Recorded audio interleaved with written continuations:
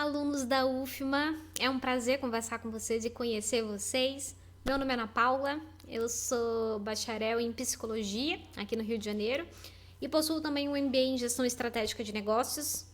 Já atuo no mercado de recursos humanos há mais de 10 anos, em empresas de vários segmentos e pequenas startups, multinacionais, consultorias de recursos humanos e tudo isso. Então já vivi algumas culturas por aqui e é um prazer poder conversar com vocês e trocar um papo com vocês e falar um pouco sobre esse tema que eu acho que é tão relevante hoje. Então, para que a gente possa falar sobre isso, eu vou trazer algumas reflexões abertamente, mas vou deixar os meus contatos disponíveis, é sempre legal ter essa troca. Então, vamos falar um pouquinho sobre a gestão estratégica de pessoas, né, e liderança de pessoas em recursos humanos e como que o mercado tem se comportado com isso, né?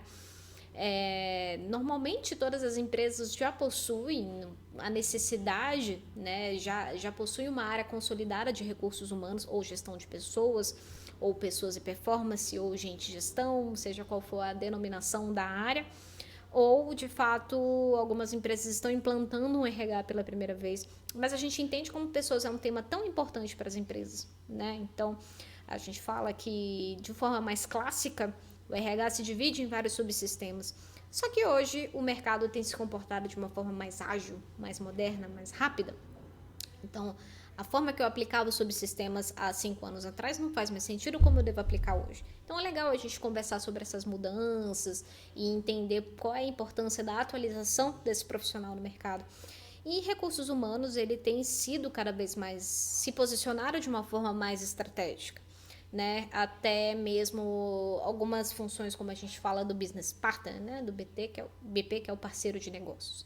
Então, eu como recursos humanos preciso estar 100% alinhada à parte estratégica, entendendo o negócio, sabendo vender, quem sabe, um serviço, uma solução. Eu preciso permear por todas as áreas da empresa, mesmo que essa empresa seja verticalizada ou horizontalizada, eu preciso ter braços direitos e estar ali como ponto-chave para uma decisão estratégica da diretoria. E por que isso, né? Já acabou um pouco o tempo de que o RH tem que se preocupar somente com as funções de RH, né? Você imagina um RH que só faz basicamente o processo e o fluxo de um RH tradicional. Qual é o impacto desse trabalho diretamente na organização? Será que é mais do mesmo? Ou tem um resultado para uma tomada de decisão, por exemplo? Então não faz o menor sentido se eu trabalho com pessoas, eu não entendo o que as pessoas fazem, como que eu posso me comunicar com essas pessoas? Então, o primeiro passo, que eu acho que é super estratégico, é você entender muito bem o negócio da tua empresa. O que ela faz? Qual o faturamento? Qual o orçamento? Qual é a questão da missão? Quais são os valores? O que ela quer atingir? Qual é a visão? Como é que está o mercado com relação aos acionistas? Como é que está a questão dos clientes? Como é que está a concorrência? Como é que está tudo isso, né? Quem são esses concorrentes e por aí vai. E aí a gente entende como é que a diretoria se separa, que áreas que essa empresa possui, né? Qual é o ROI de cada área. E aí, depois que você tem toda essa concepção, você consegue entender como que recursos humanos vai ajudar essa empresa a prosperar. De nada adianta ter um investimento numa área como RH e não ter um retorno gay.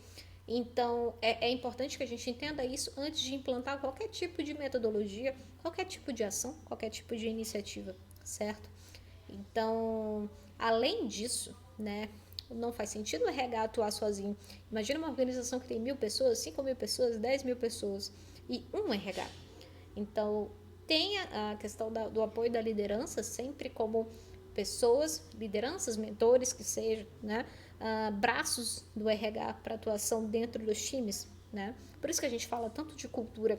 Então, falando dos subsistemas, eles continuam da forma que eles foram desenvolvidos, mas óbvio, com uma forma de atuação muito diferenciada.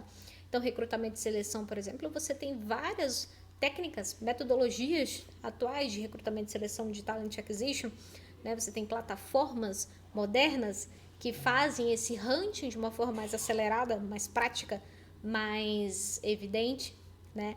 E que possa também ser utilizada por outros usuários, não só a área de RH. Então, você otimiza o processo de recrutamento e seleção. Você tem o próprio hunting, diversas ferramentas e por aí vai. E óbvio, né? Você pode montar uma metodologia de recrutamento e seleção que faça sentido com a tua cultura e não uma coisa copiada de outra empresa, ok?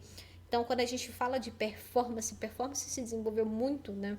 Hoje você tem metodologias como o one-on-one, por exemplo, acompanhamento de líder com liderado diretamente, uma ferramenta super simples e super eficaz.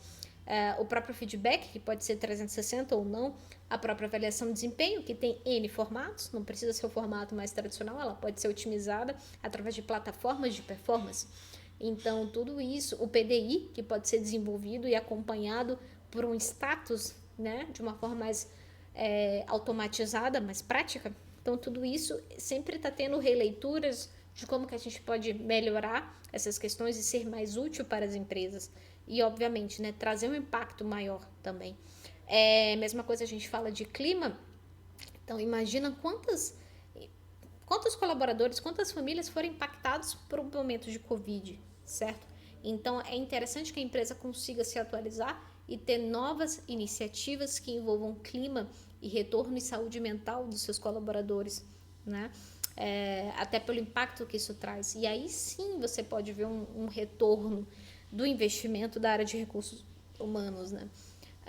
Mesma coisa também a gente fala para treinamento e por aí vai. Então, é uma releitura através de novas ferramentas, novas metodologias, de um recursos humanos mais ágil, né? O próprio movimento ágil, que é tanto comentado no mercado de TI, né? Ele está se aproximando cada vez mais da área de RH. Na verdade, o RH está se apropriando do ágil e não tem problema o RH se apropriar de outras ferramentas que não são da sua área, como o próprio Design Thinking, como as metodologias em si, o Kanban e por aí vai.